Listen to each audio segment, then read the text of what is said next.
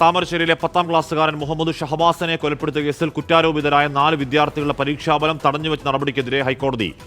പരീക്ഷാഫലം തടഞ്ഞുവെക്കാൻ സർക്കാർ എന്തധികാരം എന്ന് കോടതി ചോദിച്ചു.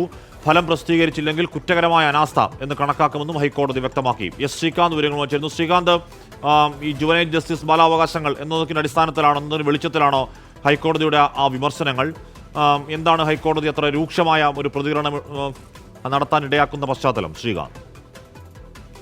ഹഷ്മി, ഈ പ്രതിപട്ടികയിലുള്ള വിദ്യാർത്ഥികളുടെ ജാമ്യാപേക്ഷ പരിഗണിക്കുമ്പോഴാണ് കോടതി അതിന് പുറത്തുള്ള ഈ വിഷയത്തിലേക്ക് ഒരു അഭിപ്രായ പ്രകടനം നടത്തിയത്. കോടതി പറഞ്ഞിരിക്കുന്നത് ഇപ്രകാരമാണ്: കുറ്റാരോപിതരായ 4 വിദ്യാർത്ഥികളുടെ പരീക്ഷാഫലം തടഞ്ഞുവെച്ചത് ശരിയായ നടപടിയല്ല.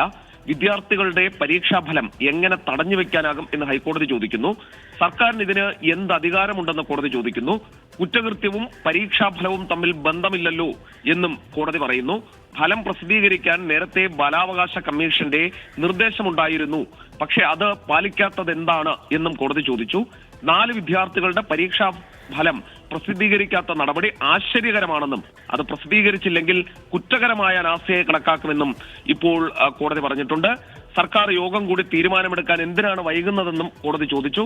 അതായത് ഈ കേസുമായി ഈ പരീക്ഷാഫലം പ്രസിദ്ധീകരിക്കുന്നതിന് ബന്ധമില്ല എന്ന് തന്നെയാണ് കോടതി നിരീക്ഷിക്കുന്നത്. ഇവരുടെ ജാമ്യാപേക്ഷ നാളെ പരിഗണിക്കാനായി മാറ്റിയിട്ടുണ്ട്. ശ്രീകാന്ത്, കുട്ടികൾ കാരണം പരീക്ഷ എഴുതാൻ കഴിയാതെ പോയ മിടുക്കനായ ഒരു വിദ്യാർത്ഥിയുണ്ട്. ആ വിദ്യാർത്ഥിയുടെ ചിത്രമാണ് ഇപ്പോൾ നമ്മൾ സ്ക്രീനിൽ കാണുന്നത്.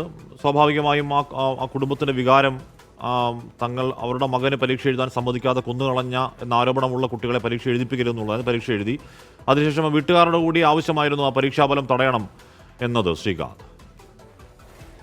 ലക്ഷ്മി, കോടതിയെ സംബന്ധിച്ചിടത്തോളം അവരുടെ മുന്നിലെത്തുന്ന കേസുകളിൽ ഇപ്പോൾ ജാമ്യാപേക്ഷയാണ് എത്തിയിട്ടുള്ളത്.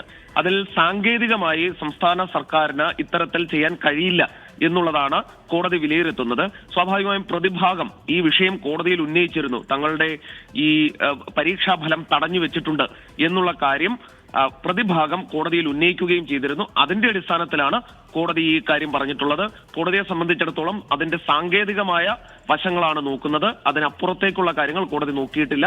തൽക്കാലം സർക്കാരിന് ഇതിന് അധികാരമില്ല എന്ന് തന്നെയാണ് കോടതി പറയുന്നത്. എന്തായാലും ആ വിഷയത്തിൽ പൊതുവിദ്യാഭ്യാസ ചാർട്ടർ അടക്കം ഈ കുട്ടികളിലെ അക്രമവാസന വെച്ചുപൊറിപ്പിക്കാൻ കഴിയില്ല തുടങ്ങിയ കാര്യങ്ങൾ ഈ പരീക്ഷാഫലം തടഞ്ഞതുമായി ബന്ധപ്പെട്ട പ്രതികരണം നടത്തിയതാണ്. കോടതിയിൽ സർക്കാർ എന്ത് പറയുന്നു എന്ന് നോക്കാം.